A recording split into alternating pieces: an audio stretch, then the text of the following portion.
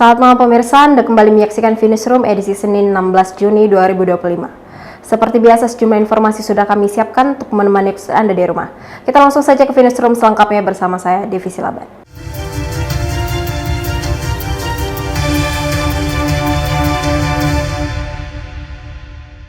Wali Kota Tanjung Pinang Lis Darmansyah mewacanakan penggabungan sejumlah organisasi perangkat daerah atau OPD yang dinilai kurang efektif dalam menjalankan fungsi pemerintahan. Rencana penggabungan sejumlah organisasi perangkat daerah atau OPD di Kota Tanjung Pinang dilakukan sebagai bagian dari upaya penataan kelembagaan yang lebih profesional dan proporsional. Wali Kota Tanjung Pinang Lis Darmansyah mengungkapkan langkah ini sebagai bagian dari penataan kelembagaan demi meningkatkan efisiensi dan kinerja birokrasi di lingkungan Pemkot Tanjung Pinang. Lis menegaskan rencana tersebut bukan semata kehendaknya sebagai kepala daerah, melainkan kebutuhan objektif dalam upaya reformasi birokrasi. Ia menyebut setidaknya ada beberapa OPD yang berpotensi digabung, yang dianggap memiliki fungsi yang saling berkaitan dan bisa disatukan dalam satu struktur yang lebih terpadu. Selain itu juga terdapat beberapa dinas yang saat ini fungsi pengawasan dan kewenangannya banyak ditangani oleh pemerintah provinsi.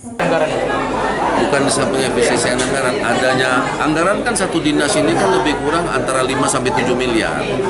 Nah berarti kalau satu dinas saja kita memang kalau kita lihat tidak efektif, tugas fungsinya tidak terlalu banyak, kita gabungkan sehingga anggaran yang ada itu bisa dimanfaatkan untuk pembangunan dan menciptakan program-program kesejahteraan. Diketahui terdapat beberapa OPD di lingkungan Pemkot Tanjung Pinang yang rencananya akan digabung, seperti Dinas Sosial, Dinas Tenaga Kerja, Dinas Pemberdayaan Masyarakat, hingga Satuan Polisi Pamong Praja. Selain itu, Dinas Pemadam Kebakaran juga tengah dipertimbangkan. Lucia Retnosari dari Tanjung Pinang melaporkan. Pemerintah Kota Tanjung Pinang melalui Dinas Sosial menyalurkan bantuan sembako untuk 80 lansia. Pemberian bantuan ini dalam rangka peringatan Hari Lanjut Usia Nasional. Sebagai bentuk kepedulian terhadap lansia, pemerintah Kota Tanjung Pinang menyalurkan bantuan sosial berupa paket sembako yang dilaksanakan di Aula Kantor Dinas Sosial Kota Tanjung Pinang pada Senin 16 Juni 2025. Program pemberian bantuan sosial bersama Basnas Kota Tanjung Pinang ini diserahkan secara simbolis oleh Wali Kota Tanjung Pinang Lis Darmansyah. Tercatat 80 paket sembako dibagikan kepada lansia yang terdaftar dalam Data Terpadu Kesejahteraan Sosial atau DTKS. Wali Kota Tanjung Pinang Lis Darmansyah mengatakan bantuan ini merupakan bentuk perhatian Pemkot Tanjung Pinang terhadap para lansia yang membutuhkan.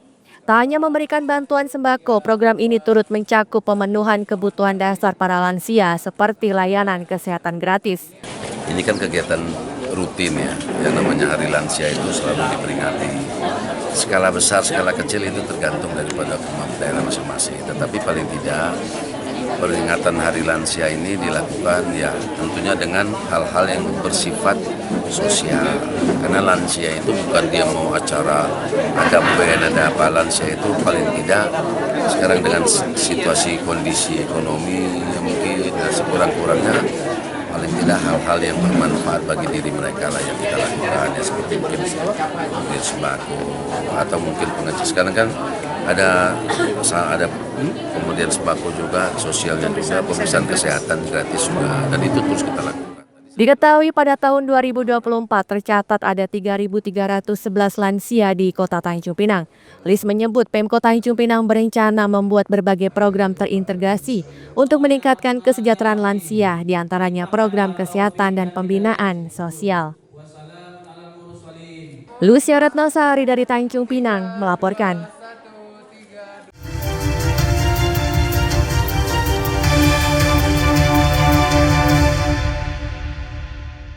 Ridwan, ASN Bintan yang sempat terlibat dan menjadi tersangka kasus dugaan pemalsuan surat tanah, kini dalam proses pemulihan status kepegawaian. Usai Polres Bintan mengeluarkan surat perintah penghentian penyidikan atau SP3 atas dugaan kasus pemalsuan dokumen lahan PT Ekspasindo dan PT Bintan Properti Indo, ASN bernama Muhammad Ridwan kini masih harus menunggu pemulihan status kepegawaiannya untuk diaktifkan.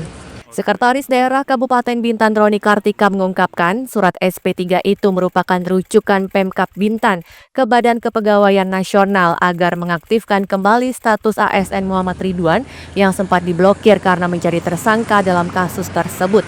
Jadi tugas kita hari ini mengaktifkan dulu status ASN-nya beliau ke BKN. Jadi kita suratin BKN buka dulu blokir akunnya dengan lain-lain. Oh gitu ya. Jadi statusnya ini nanti jadi PNS teman itu jabatan itu nggak jadi kewajiban pemerintah daerah. Jadi hakikatnya begini, yang jadi tanggung jawab PNS itu hari ini ada secara optimal. Oh iya. Jadi kalau ditanya apakah dia pasti akan duduk lagi jadi pemimpin, peluang tetap ada. Diketahui sebelumnya Ridwan ditetapkan tersangka dalam kasus dugaan pemalsuan surat tanah bersama 2 orang lainnya, yaitu Kepala Dinas Pariwisata Provinsi Kepri saat ini Hasan dan Budiman. Misbah Bilal Arsi dari Bintan melaporkan. Produsen industri pangan coklat asal Tiongkok melirik Kabupaten Bintan sebagai lokasi investasi.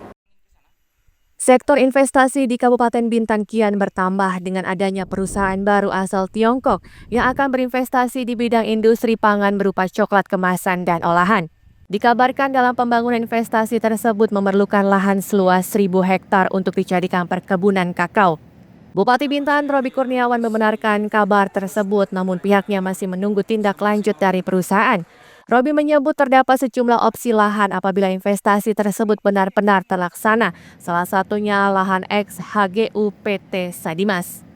Kalau menurut kita apapun ya, itu sebenarnya layak-layak saja selagi memberikan kontribusi ekonomi ataupun peningkatan kesejahteraan masyarakat kita.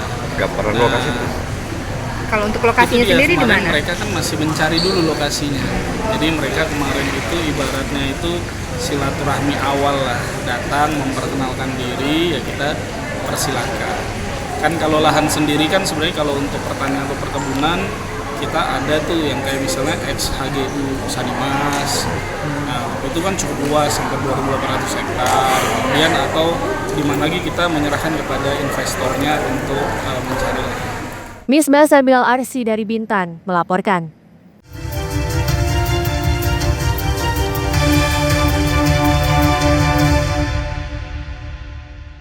Cerita Cikmus, honorer yang telah mengabdi selama 34 tahun kini dilantik jadi P3K dan menerima SKSN Pemkab Bintan. Pelantikan pegawai pemerintah dengan perjanjian kerja atau P3K di lingkungan pemerintah Kabupaten Bintan berlangsung khidmat. Di balik acara pelantikan tersebut mengandung penantian yang lama bagi P3K yang telah puluhan tahun mengabdikan diri untuk pemerintah daerah. Salah satunya Muslimah, wanita berusia 55 tahun yang akrab disapa Cikmus.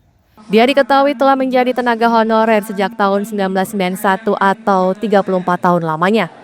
Kini pada 2025, penantian Cikmus akhirnya terbayarkan saat ia dilantik dan menerima surat keputusan sebagai aparatur sipil negara atau ASN. Ia kini bertugas pada bagian umum di kantor Bupati Bintan. Saya bergabung di Kabupaten Bintan ini sejak dari zaman Bapak Abdul Manan. Jadi sekarang kemarin masuk Januari 91, masih gadis. Sekarang udah punya cucu 4. Alhamdulillah sudah 34 tahun 6 bulan. Mungkin Allah baru mau ngasih sekarang. Jadi memang sujud syukur alhamdulillah akhirnya walaupun masih 3 tahun lagi nih. Nanti berakhir 1 September 2028. Jadi sekarang nanti Agustus, tanggal 17 Agustus nanti saya pas ke 55 tahun. Jadi terima kasih buat Bapak Gubernur, Bapak Bupati, Bapak Sekda, semualah. Terima kasih akhirnya perjuangan doa Cikmus semua terkabul. Misbah Bilal Arsi dari Bintan melaporkan. Pengadilan Agama Kelas 1A Tanjung Pinang mencatat hingga Mei 2025 angka perceraian di Kota Tanjung Pinang mencapai 408 kasus. Terhitung sejak Januari hingga Mei 2025, Pengadilan Agama Kelas 1A Tanjung Pinang mencatat angka perceraian di Kota Tanjung Pinang mencapai 408 kasus.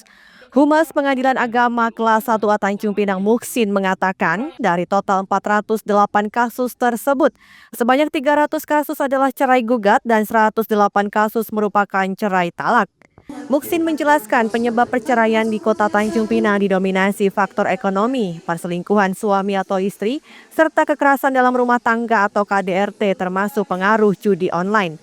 Selain itu, gugatan perkara perceraian di Pengadilan Agama Kelas 1A Tanjung Pinang paling banyak diajukan pasangan usia 20 tahun ke atas atau pasangan muda.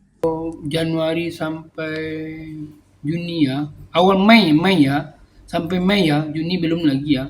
Mei itu lagi diproses karena antar itu sekitar 408. Total berarti semua. Totalnya baru di pertengahan bulan itu. Itu dibagi lagi Pak ya dari perceraian. Yang perceraian itu yang cerai talak 108, yang cerai gugat 300-an. Kalau untuk yang cerai gugat itu rata-rata kenapa Pak? Rata-rata ekonomi, dua,